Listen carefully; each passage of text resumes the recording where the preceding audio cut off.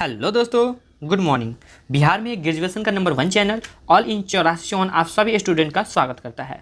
काफ़ी बच्चों का कमेंट आ रहा था कि सर हिस्ट्री ऑनर्स पेपर 6 का वे सारे महत्वपूर्ण प्रश्न बता दीजिए जो एग्जाम की दृष्टि से महत्वपूर्ण ही नहीं बल्कि काफ़ी महत्वपूर्ण है। ये वीडियो उन छात्र छात्राओं के लिए है जो BA पार्ट 3 सेशन 21 से 24 के छात्र एवं छात्रा हैं। ठीक है, ऑलरेडी मैंने इसके पहले भी वीडियो बना चुके थे, 5 महीना पहले भी आपको हमने वीडियो पेपर 5, 6, 7, 8 का ऑलरेडी वीडियो बना चुके हैं। ठीक है, और वही क्वेश्चन काफ़ी बच्चों का था कि एग्ज़ाम नहीं होने के कारण वो बच्चे थे कि एग्ज़ाम होगा तब मैं देखकर अच्छा से अपना रिवीजन कर लूँगा। काफ़ी बच्चों ने अपने नोटबुक यानी कॉपी में लिख लिया था, कुछ बच्चे नहीं लिख पाए थे, इसलिए मुझे बार बार टेलीग्राम पे मैसेज कर रहे थे कि सर हिस्ट्री ऑनर्स पेपर 5, 6, 7, 8 का सारे का जो VBI क्वेश्चन है उसे सेंड कर दीजिए। ठीक है, तो काफ़ी बच्चों को नहीं मिल रहा था, इसलिए वही क्वेश्चन आपको मैं फिर से बता रहा हूँ। ठीक है, कोई भी इसमें न्यू परिवर्तन नहीं हुआ है, कोई भी नया परिवर्तन नहीं हुआ है। ठीक है, आइए हम क्वेश्चन की तरफ बढ़ते हैं। हिस्ट्री ऑनर्स पेपर 6, वैसे मैं आपको इसका जो भी है पेपर 5, 6, 7, 8 का जो भी है आपको लिंक हम आपको डिस्क्रिप्शन बॉक्स में दे देंगे, आप वहाँ से जाके आराम से देख सकते हैं। ठीक है, history honours paper 6 answer any 5 question, यानी आपको प्रश्नों की अगर संख्या की अगर बात करें तो प्रश्न की जो संख्या होंगे वो आपको टोटल 10 प्रश्न होंगे, लेकिन आपको 10 प्रश्नों का जवाब नहीं देना है, मात्र आपको 5 ही प्रश्नों का जवाब देना है। तो आइए हम फटाफट वीडियो को स्टार्ट करते हैं। पहला इंपॉर्टेंट क्वेश्चन क्या है, आइए हम देखते हैं। असहयोग आंदोलन, सविनय अवज्ञा, खिलाफत आंदोलनों के कारणों और परिणामों की विवेचना कीजिए। यानी आपसे असहयोग आंदोलन के बारे में भी पूछ सकता है, या फिर सविनय अवज्ञा आंदोलन के बारे में भी पूछ सकता है, या खिलाफत आंदोलन के बारे में भी पूछ सकता है। ठीक है, तो वहाँ पे आप थोड़ा सा भी कंफ्यूज नहीं होना है, आप तीनों एक बार में नहीं पूछेगा। ठीक है, लेकिन आपको हम तीनों बता दे रहे हैं ये क्योंकि VBI क्वेश्चन है, आप अपने नोटबुक यानी इसे कॉपी में लिख लीजिए। अगर इन सारे प्रश्नों का अगर आपको उत्तर चाहिए तो आप हमारे जो है व्हाट्सएप पे कांटेक्ट कर सकते हैं। यहाँ पे नंबर है आपका, व्हाट्सएप पे कांटेक्ट कर सकते हैं। और उसके लिए चार्ज भी आपको लगेगा, मात्र ज़्यादा रुपये चार्ज नहीं है, मात्र 99 रुपये लगेगा। आपको 5 पेपर आपको प्रोवाइड करा दिया जाएगा। ठीक है, पेपर 5, 6, 7, 8 प्लस में GS।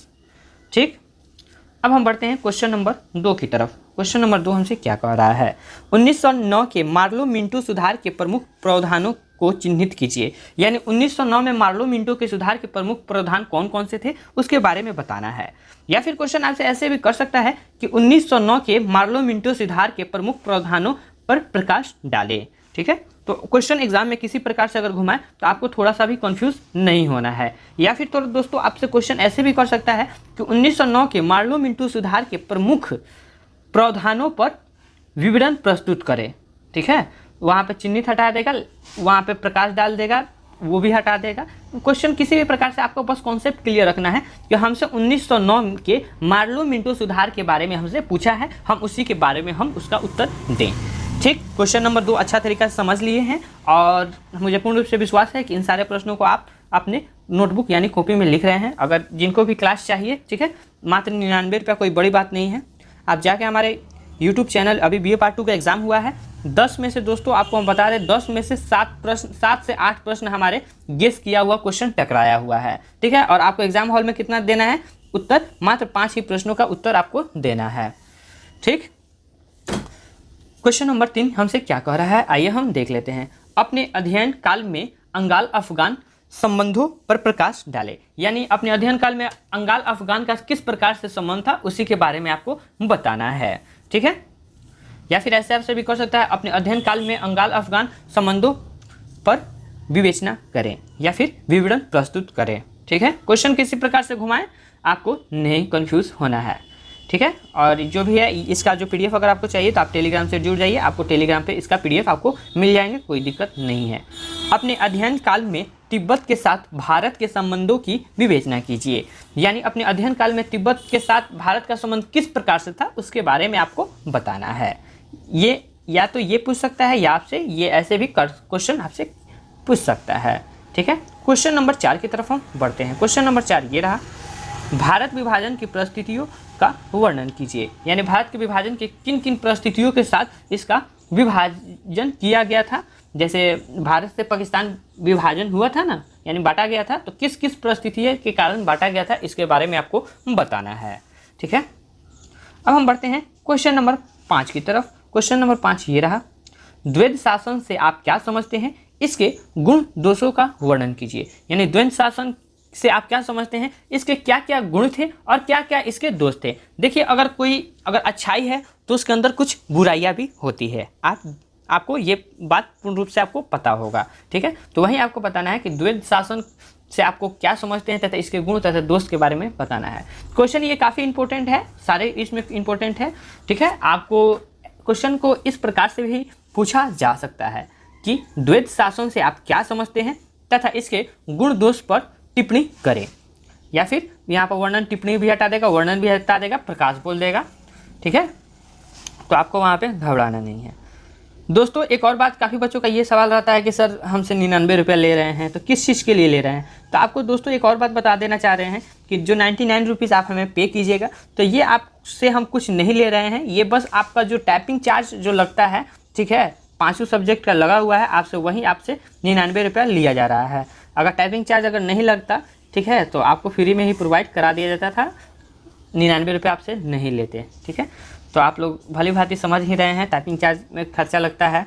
वैसे भी आपको हम सारे भी क्वेश्चन तो फ्री में प्रोवाइड करा ही दे रहे हैं। तो इसलिए आपको अगर जिन बच्चों को लेना है, आप फटाफट व्हाट्सएप पे कांटेक्ट कीजिए। आपको जो उसका आंसर जो मिलेगा एकदम बिल्कुल कहानी की तरह, अगर आप उसको 2 से 3 बार अगर आप पढ़ ले रहे हैं, ठीक है, तो आपको आंसर वो ऑटोमेटिक याद हो जाएंगे। क्योंकि इसमें जैसे बचपन में हम लोग कहानियाँ पढ़ के समझ के हमें याद हो जाता था, उसी प्रकार से उसका क्वेश्चन भी आपको, क्वेश्चन का जो भी आंसर है आपको फटाक से याद हो जाएंगे, ठीक है। अब हम क्वेश्चन नंबर 6 की तरफ हम बढ़ते हैं। क्वेश्चन नंबर 6 हमसे क्या कह रहा है, भारत में राष्ट्रवाद के उदय में लॉर्ड लिटन कहाँ तक उत्तरदायी थे। यानी भारत के राष्ट्रवाद के उदय में लॉर्ड लिटन की क्या भूमिका थी, उसके बारे में आपको बताना है, ठीक है। क्वेश्चन नंबर 6 को अच्छा तरीके से आप लोगों ने समझ लिया है। अब हम बढ़ते हैं क्वेश्चन नंबर 7 की तरफ। क्वेश्चन नंबर 7 ये रहा हमारा, भारत पर ब्रिटिश शासन के आर्थिक प्रभाव का परीक्षण कीजिए। यानी भारत में ब्रिटिश शासन के आर्थिक प्रभाव किस प्रकार से थे, उसके बारे में आपको बताना है। या ऐसे भी आपसे कर सकता है, भारत पर ब्रिटिश शासन के आर्थिक प्रभाव पर एक निबंध लिखें, ठीक है। या फिर ऐसे भी ऐसे कर सकता है कि भारत पर ब्रिटिश शासन के आर्थिक प्रभाव पर परीक्षण के जगह पर यहाँ पे दे देगा प्रकाश डाले, ठीक है। अब हम बढ़ते हैं क्वेश्चन नंबर 8 की तरफ। 8 नंबर क्वेश्चन ये रहा हमारा, भारत के वायसराय के रूप में लॉर्ड रिपन की लोकप्रियता के कारण बताइए। यानी भारत के वायसराय लॉर्ड रिपन थे, उनके किन किन कार्यों के चलते उन्हें भारत में लोकप्रियता मिली, उसके बारे में आपको बताना है, ठीक है। अब बढ़ते हैं क्वेश्चन नंबर 10 की तरफ। सॉरी 9 है, ये 8 नंबर देखे थे, ये रहा हमारा 9 नंबर। भारत के अधिनियम 1858 का मूल्यांकन कीजिए। यानी आपको बताना है भारत का अधिनियम 1858 में क्या हुआ था, इसके बारे में, ठीक है। क्वेश्चन नंबर 10 ये रहा हमारा, 19वीं शताब्दी के भारतीय पुनर्जागरण में राजा राम मोहन राय की योगदानों की विवेचना करें। यानी आपको बताना है कि 19वीं शताब्दी में जो भारतीय के पुनर्जागरण में राजा राम मोहन राय की क्या उसमें भूमिका थी, यानी क्या उनकी जो थी योगदान थी, उसके बारे में आपको बताना है। दोस्तों 2 क्वेश्चन और एक्स्ट्रा लिए गए हैं क्योंकि ये काफ़ी ही इंपॉर्टेंट थे, इसलिए ये 2 क्वेश्चन को और ऐड कर लिया गया है।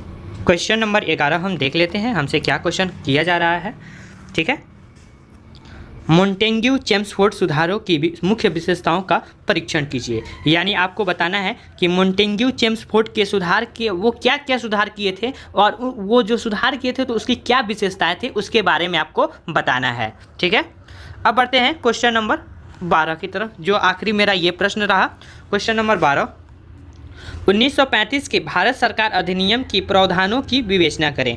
यानी बताना है कि 1935 के भारत सरकार अधिनियम के प्रावधान क्या थी, उसके बारे में। या फिर दोस्तों आपसे ऐसे भी क्वेश्चन किया जा सकता है कि 1935 भारत सरकार अधिनियम पर एक निबंध लिखें, ठीक है। तो दोस्तों आपसे किसी प्रकार से क्वेश्चन घुमाए, आपको कंफ्यूज नहीं होना है, ठीक है। क्वेश्चन को आप लोगों ने अच्छा तरीका से समझ लिया है, ठीक है। तो इसी के साथ होता है वीडियो समाप्त। मिलते हैं अगले वीडियो में। Take care, bye, best of luck, अच्छा से एग्जाम दे के आइए। मिलते हैं अगले वीडियो में। Thank you.